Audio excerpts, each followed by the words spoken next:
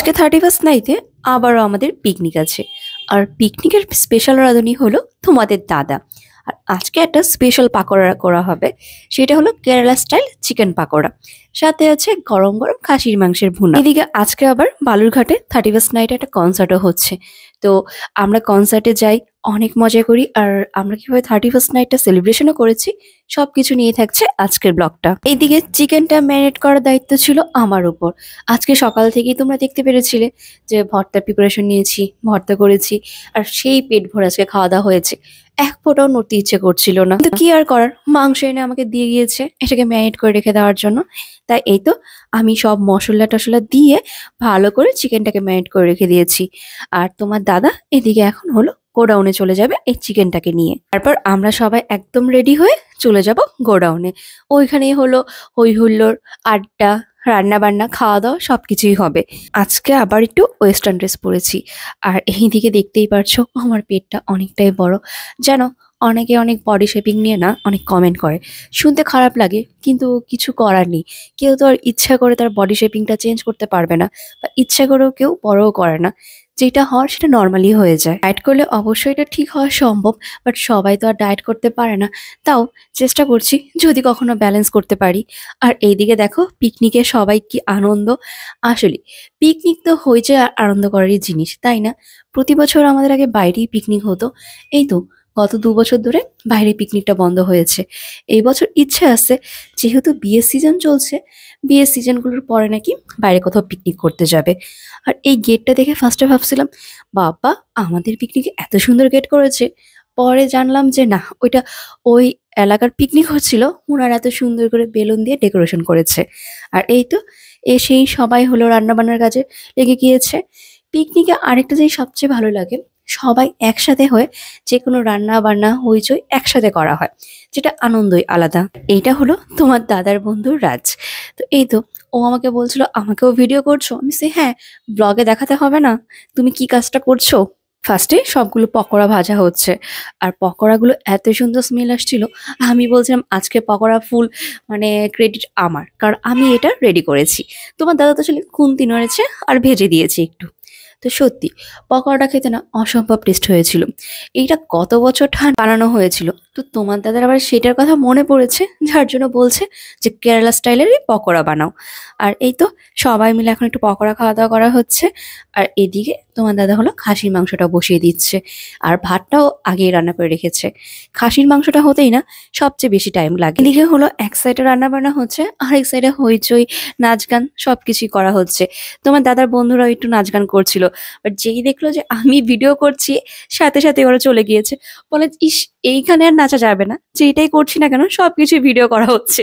খুবই মজা লাগছিল এই বিষয়গুলো। তারপর সবাই মিলে লজ্জা পেয়ে চলে গিয়েছে। আর এইদিকে দেখো আমি রান্না বান্না করছি। আমি সবাইকে বলছিলাম আজকে সব রান্না কিন্তু আমিই করেছি, তোমার দাদা শুধু খুন্তি নাড়িয়েছে, all credit goes to me. বারবারের সবচেয়ে ভালো দিক হলো, ওকে যাই বলো না কেন 90% টাইমে মুখটা বন্ধ হয়ে রাখে, আর 10% টাইমে এতটাই চিৎকার করে যে আমাদের কান ধরে যায়। তো এই দিকে হলো দিদি জামাল কুদুর নাচছিল। জানো দিদি 38 সেকেন্ড গ্লাসটা মাথায় নিয়ে ডান্স করেছে, কি দারুণ না?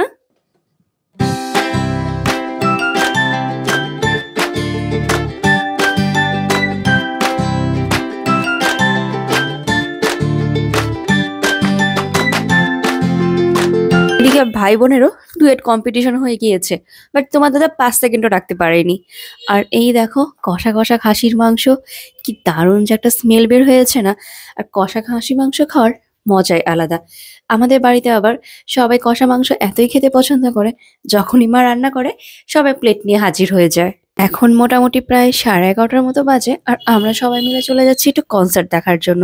শুনলাম কনসার্টে নাকি অনেকেই আসছে, অনেক হই হুল্লোড় আনন্দ করছে। আমার কাছে না কনসার্টে কে গান করছে ওইটা বেশি ম্যাটার করে না, কনসার্ট হচ্ছে আর ওইখানে হই হুল্লোড় নাচ গান হচ্ছে, ওটা আমার খুব পছন্দ। আমি লাস্ট তাহসানের কনসার্টে গিয়েছিলাম ধানমন্ডিতে। আমি, নবনীতা, বর্ষা আর সুমি। আর আমরা ওই কনসার্টে মানে ফাটিয়ে নাচ গান করে আসছি। ওখানে যারা ছিল আমাদের নাচ দেখেই মনে হয় সবাই আরো বেশি করে নাচছে। এতই আনন্দ, এতই হইচই করেছিল। এই তো মনে হচ্ছে প্রায় 7-8 বছর পরে কোনো একটা কনসার্টে আসলাম। এখানে আসেও না নিজেকে আর ধরে রাখতে পারছি না। আমার কাছে মনে হয় আনন্দ করার কোনো সময়, বয়স কিচ্ছু লাগে না। শুধু আনন্দ করার মতো মন থাকতে হয়।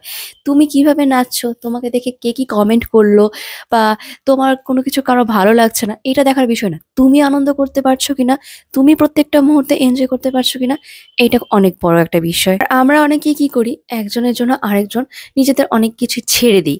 তাতে কি হয়, যে জন্য তুমি ছাড়ছো সে তো নিজেও আনন্দ করতে পারলো না, আর তুমি যেটুকু আনন্দ করতে চাচ্ছিলে সেই আনন্দটাও তোমার নষ্ট হয়ে যায়। তাতে ওই মানুষটার প্রতি না আস্তে আস্তে রাগ সৃষ্টি হয়। আর আমার কাছে এটা মনে হয় আমার কারোর প্রতি রাগ সৃষ্টি না করে নিজের আনন্দটুকু একটু বজায় রাখা উচিত। কারণ সম্পর্কগুলো রাগের মাধ্যমে কিন্তু নষ্ট হয়ে যায়। আর এই বছরের শেষ দিনে আমি এটাই বলবো যে পৃথিবীতে আগে সম্পর্ককে মূল্য দিতে হবে, আর প্রত্যেকটা সম্পর্ককে ভালো রাখতে হবে। আর এইটা তখনই সম্ভব যখন তুমি নিজে হাসি খুশি ভালো থাকতে পারবে। তাই নিজেকে ভালো রাখাটা খুবই দরকার। এইদিকে দেখো, আমরা কনসার্টে সবাই মিলে ফাটিয়ে নাচ গান করছিলাম, অনেক হইচই করেছি, আর খুব ভালো লাগছিল জানো। মনে হচ্ছিল কি কত বছর পর মন খুলে মনে হয় নাচ গান করলাম। তার থেকে আমরা একেবারে শুরুতেই কিছু কথা শুনবো। শুনুন সুকান্তদা, কি খুশি তো? Happy new year. কিন্তু হ্যাপি নিউ ইয়ার হবে না, পুরানো লেগে বলবে দাদা দাদা দাদা পুরানো দাদা आपको हैप्पी न्यू ईयर बोलना है। हैप्पी এই তো কনসার্টে অনেক হয়েছে, আনন্দ করে এবার আমরা চলে আসছি পিকনিকের জায়গায়। আর দিদি আজকে আর যায়নি, দিদির যেতে একদম ইচ্ছা করছিল না, অনেকবার বলেছি। দিদি বলল আমার ভালো লাগছে না, তোরা যেয়ে ঘুরে আয়। পরে আমরাই যে ঘুরে আসলাম।